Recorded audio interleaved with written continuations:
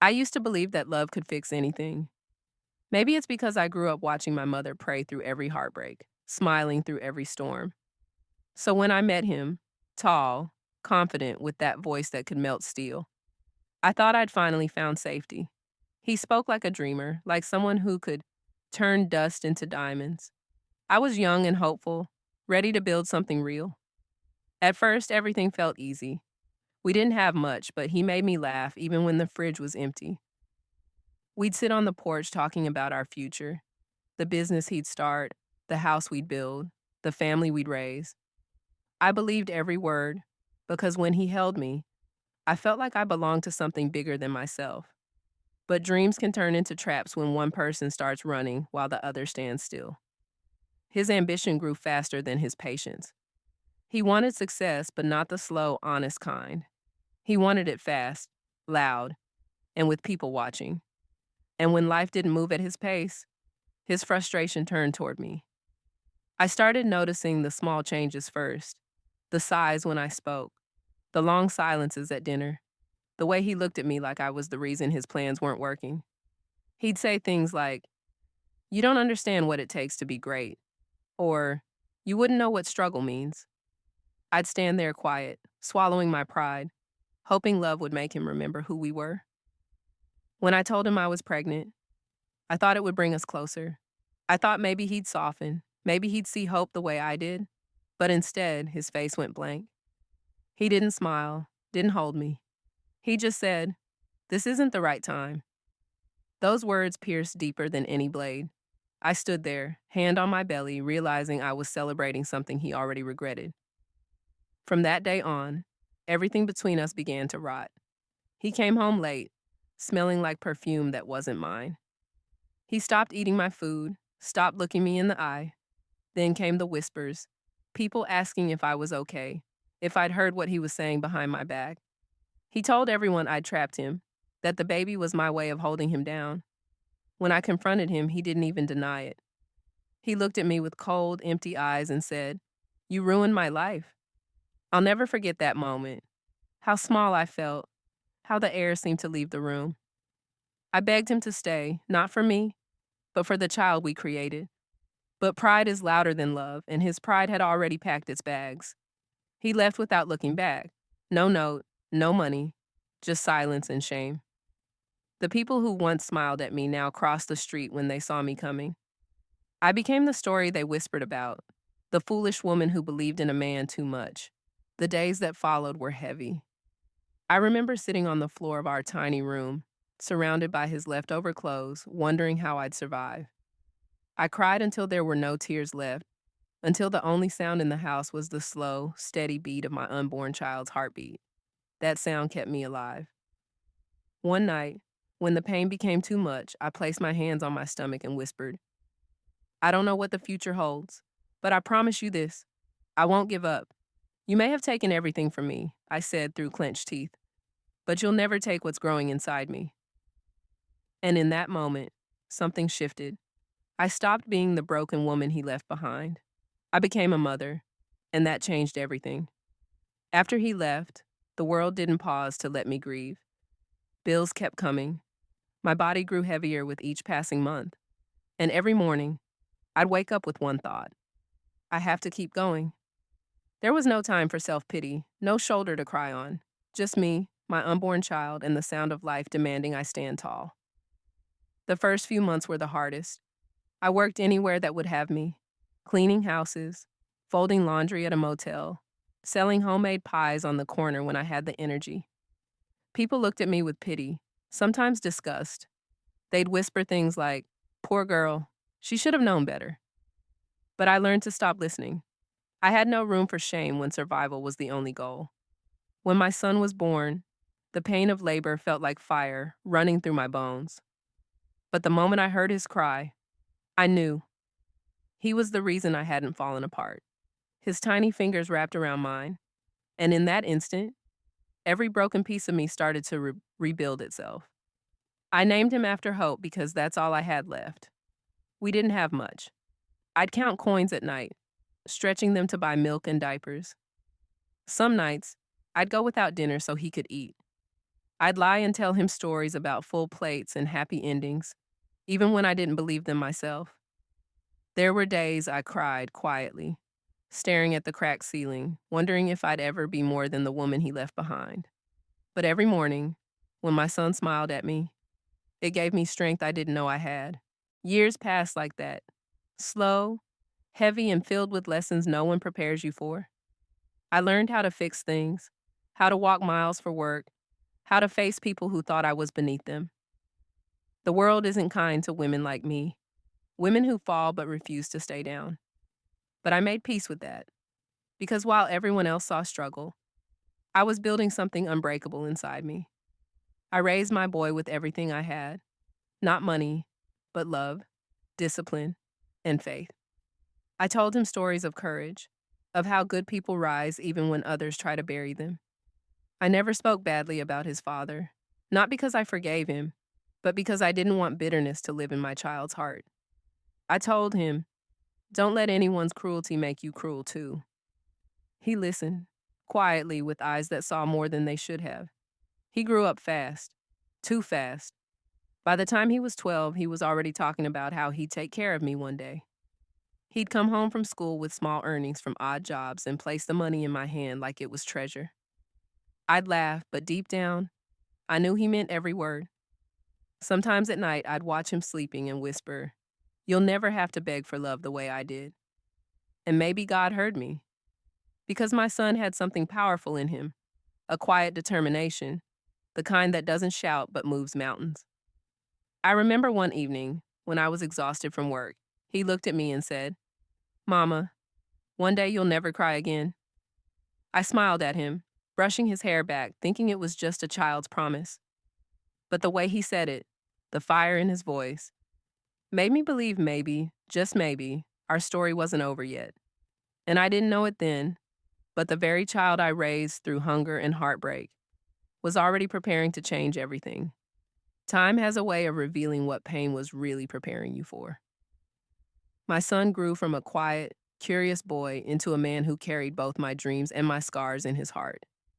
He never forgot the nights we went to bed hungry, or the mornings I walked to work in torn shoes.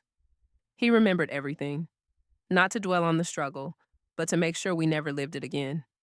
He started small, fixing computers for neighbors, tutoring younger kids, anything that brought in a few dollars. But I could see it, that fire in his eyes, the same one his father once had, except this time it was pure. His ambition wasn't about power or pride, it was about purpose. When he got his first scholarship, I cried so hard I couldn't breathe. I remembered the nights I'd whispered prayers over him, begging God to make his path easier than mine.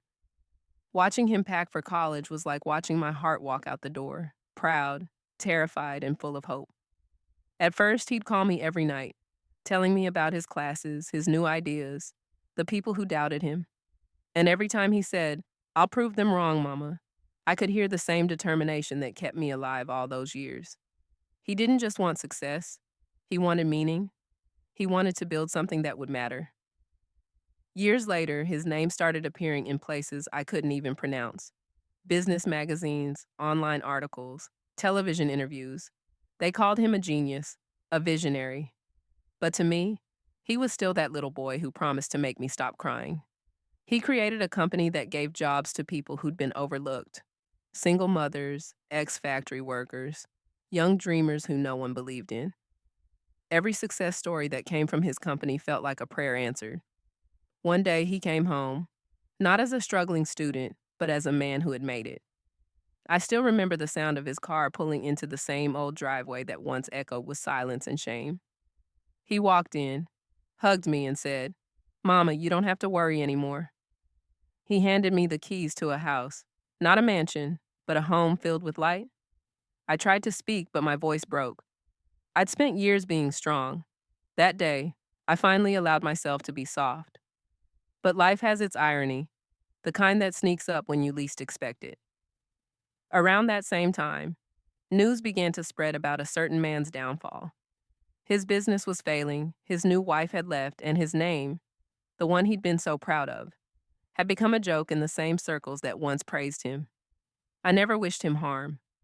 I'd moved on from that kind of bitterness. But when I heard his name again after so many years, a quiet chill ran through me.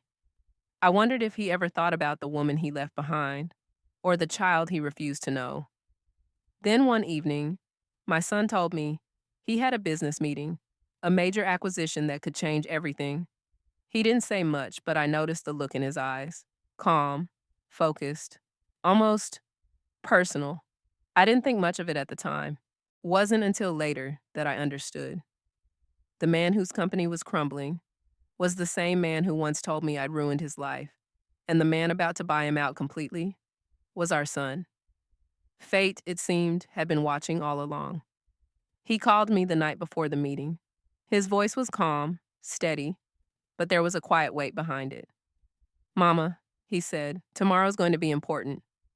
You might hear my name somewhere you didn't expect. Just know that everything I'm doing with peace in my heart." I didn't ask questions. I'd learned to trust him. The next day, I went about my chores like any other morning, but my spirit felt restless. I didn't know that, miles away, fate was unfolding in a boardroom filled with glass, silence, and ghosts from the past. He told me later how it happened. The man, his father, walked in wearing the same arrogance he always carried, though it was thinner now, cracked around the edges. His once glorious company was drowning, and this meeting was his last chance to save it. He didn't know who he was meeting, only that a powerful investor had shown interest. When my son entered the room, he said time stopped. The man looked up, confused at first, then pale. For a moment, neither spoke. My son didn't rush to fill the silence. He let it breathe, heavy and sharp. Then he said softly, "Good morning, Mr. Carter." The man flinched. He knew that voice. He knew those eyes. But years of denial had taught him how to pretend. "You must be the investor," he said, his tone trembling between pride and fear. My son nodded. "Yes," he said, "the one you requested help from." They sat across from each other, father and son, stranger and reflection. The same blood, but two entirely different men. My son told me that in that moment, he didn't feel anger. He felt clarity. Every hardship, every tear, every night we went hungry had led to this. The man spoke of loyalty, second chances, and legacy. He begged for investment, tried to charm his way out of failure, the same way he used to charm me with words that never meant a thing. When he was done, my son leaned back, calm as ever, and said, "You destroyed my mother's future once, but she rebuilt it, and I've spent my life protecting it. You taught me what failure looks like, and I made sure it would never touch us again." The room went silent. My son signed the papers, buying the company outright, and then looked at him one last time. "You used to believe I'd be nothing," he said, "but I became everything you couldn't be." Then he stood, shook his hand, not out of respect, but closure, and walked away. No shouting, no revenge speech, just the quiet power of someone who'd already won. When he came home that night, he didn't brag. He didn't smile. He just sat beside me, resting his head on my shoulder like he used to when he was little. I asked softly, "Was it him?" He nodded. I could feel his heartbeat, steady but heavy. "I didn't do it for revenge," he whispered. "I did it because I needed him to see what real strength looks like, the kind that comes from you." I cried, not from sadness, but from something deeper, the kind of release that comes when the universe finally finishes what it started. A few weeks later, word spread that the man had retired quietly, his name forgotten. Meanwhile, my son's empire grew, shining brighter with every passing day. Sometimes when I look at him, I think about how full circle life can be. The man who tried to destroy my future only ended up building it for me, through the very child he abandoned. That's the thing about karma. It doesn't rush. It arrives when the world has forgotten. And when it does, it never misses. Life has a way of writing justice in its own quiet rhythm. I used to think my story ended the day he left, that love had failed me, that the future I dreamed of had died. But now, when I sit in my garden, watching my son's cars pull into the driveway of the home we built from nothing, I realize that was only the beginning. The same pain that once broke me became the soil where something greater grew. Every tear watered a future he could never destroy. And when I look at my son, strong, humble, unshaken, I see proof that no pain is ever wasted. So, if you're listening and life has tried to bury you, remember this. Sometimes the grave they dig for you becomes the ground where your roots grow. Don't lose faith. Don't let heartbreak define your ending. Because one day, what tried to break you will wish it never touched you. If this story touched you, make sure you like, share, and subscribe. And remember, karma doesn't always come with thunder. Sometimes it comes in silence, dressed as success, smiling in the face of those who once doubted you.